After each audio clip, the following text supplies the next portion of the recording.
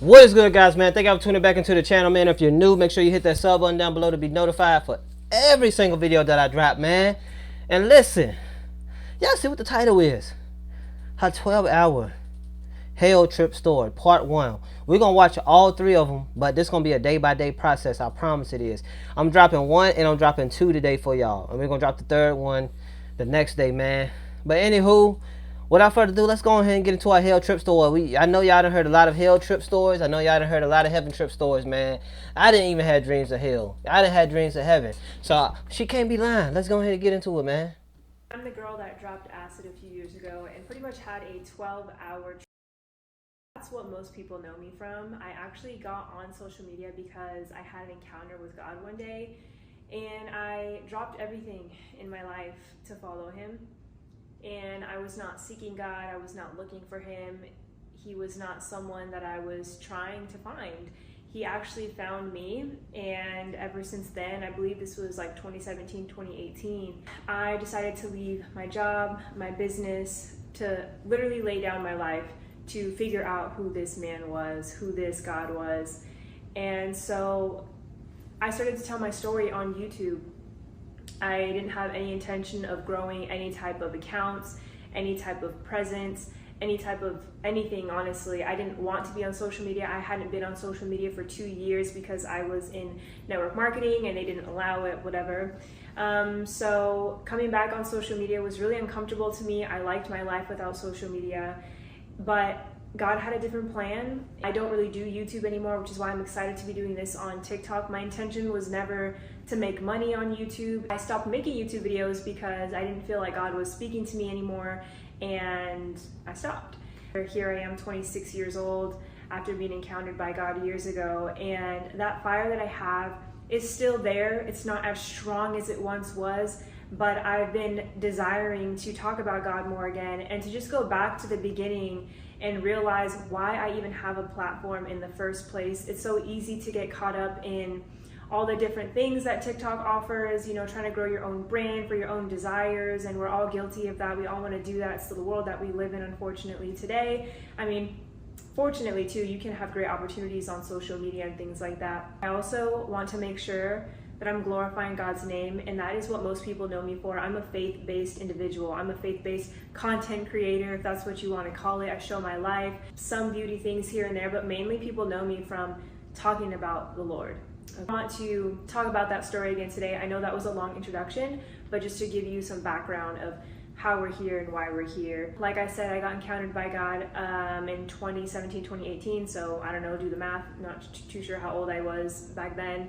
I do come from a Christian background on my mom's side. On my dad's side, I do not. As I got older, you know, I kind of stopped going to church because my dad didn't really go, and I ended up living with my dad a majority of my life, and my mom lived about an hour and a half away from me, so I didn't really hear about the name Jesus anymore. My grandma was the one who really made me aware of who Jesus was, but I was young, so I didn't really understand. And my parents were the cool parents that everyone would have wanted back then. They let me do anything and everything that a child would want to do or a teenager would want to do. I was never told no. I guess you can say I was extremely rebellious according to God's word, but not necessarily rebellious to my dad, because he kind of just let me do whatever I want. So I had a life of complete freedom, right? So we think. I was very promiscuous back then growing up. It was not fun. I thought it was fun, but it's not fun later. You know, as I get older and I'm married and all those types of things, it's hard to overcome certain things. So anyways, because I forgot about God and because I was living this rebellious lifestyle, doing whatever I wanted as a teenager, being extremely hyper independent, it definitely caused a lot of issues in my life later on. There was a lot of strife going on in my home. I did not want to be home. I didn't feel like home was home. I felt very unstable, bullied, neglected, forgotten, and there was no need for me to be there anymore. I was very disappointed, hurt, all the things that you can think of in my own home. Not to mention my high school life was pretty much the same, so I felt like I couldn't escape this reality that I was living. And so what I decided to do when I turned 18 was, because I went to so many parties, I saw a guy there and I decided that I was going to move in with him and pretty much never leave. Like, that was my plan at 18 years old. While I thought I was escaping, I actually ended up getting myself into deeper troubles because people have their own issues, families have their own issues. Just know that they did live a completely different lifestyle than I grew up with. You know, certain things were involved that I was never introduced to. And so eventually, my boyfriend was around this crowd of people. I was around this crowd of people who got into drugs and all that type of stuff. Nothing extremely hard, but hard for me because I grew up around weed. Like, to me, that's like the most basic drug ever. One day we were all sitting at a table together out eating or something, and they were talking about acid, and I was like, that sounds so cool. I want to do acid. Like, you guys are making it sound like it's the best thing ever.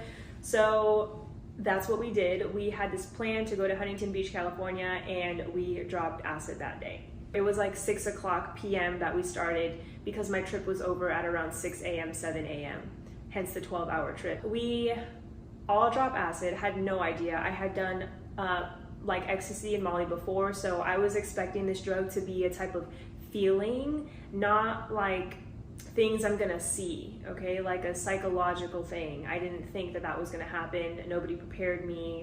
Nada. Eventually, we get to Huntington. I'm not gonna lie, she's lucky enough to still be here, to be honest, because a lot of people that be trying these new drugs or whatever the case may be, they end up dead, man. So that's a blessing. She's still here to tell her story. In Beach, California, and I'm with my boyfriend, and he's done this drug before. He tries to like warn me about it, that it's a lot for someone who's never done it, and I'm like, okay, whatever, you know. We get to the beach and we're walking, and I'm getting annoyed because I'm like, I don't feel anything, like this is so stupid, right? But I did start to feel a little bit nauseous eventually. We walked to the sand on the beach, and I had one sober friend there with me and then another sober friend that came later, both girls. And I was with my boyfriend on the sand, and what we end up doing is putting in headphones, and he's like, let's just lay down. Like, it's not gonna happen right away. It takes a while to kick in. Like, you'll know when you're feeling it. We're laying down, I'm looking at the clouds, and he turns on Suicide Boys, artists that I would not recommend to people. I mean, do I have to go any more farther than what they call themselves? Anyways, very demonic music. At the time, I wasn't extremely religious, but I still understood that the demonic was real, even though I was ignorant to it in a way because of the way I grew up with my grandma talking about all these things. I always told him, like, I don't want to listen to these songs, whatever, but that is who he loved to listen to.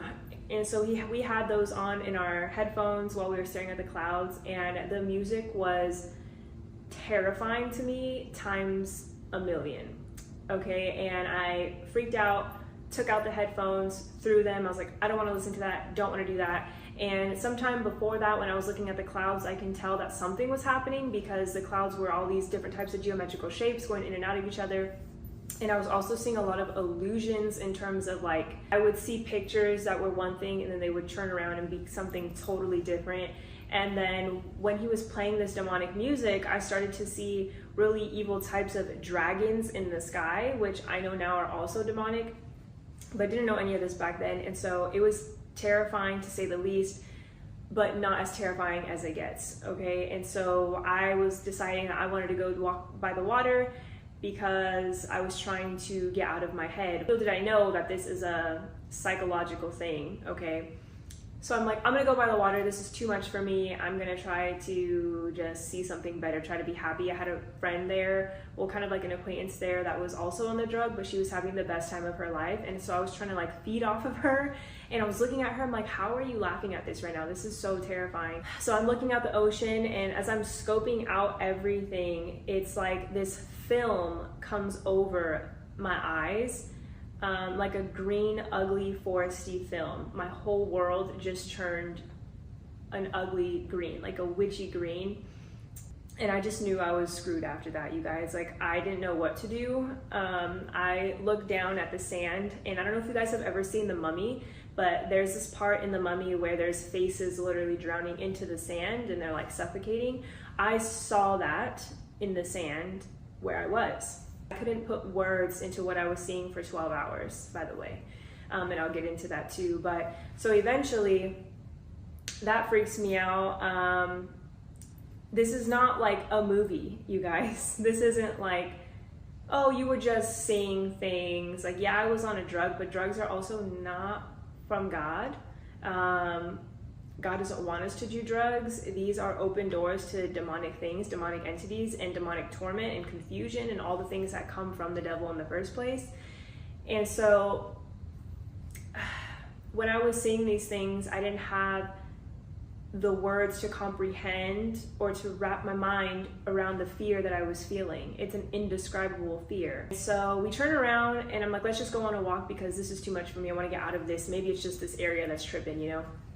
So we continue to walk. We go to like this table that is by the beach, and we just decide to sit there and listen to more music. I'm like, let me play music that I want to play, you know? I don't want to listen to that. So I put on some Adele. Worst idea ever also. Her music is so sad, and it was the saddest music I've ever listened to on a drug also. Like, it's just that much more exemplified, and it was the worst feeling I've ever felt inside of my heart. Didn't want to listen to that. Everything was irritating me. Nothing was helping. And then I started to look out towards the distance. On the beach, there was some of these men, you know, taking out the trash, and they had like a truck and all. Okay, that is part one of her testimony. Look, the best thing you can learn from this video is not to just say no to drugs, bro. Stop being influenced by other friends. Just because somebody else is doing something don't mean you have to do it to fit in, to be cool, because this is part one of her testimony, bro. So we're gonna step into part two today too. Also, y'all stay tuned for that. You know what I'm saying? And listen, at the end of my videos, I always say stay inspired, stay motivated, stay grinding. To the next video, I'm out of here. Peace.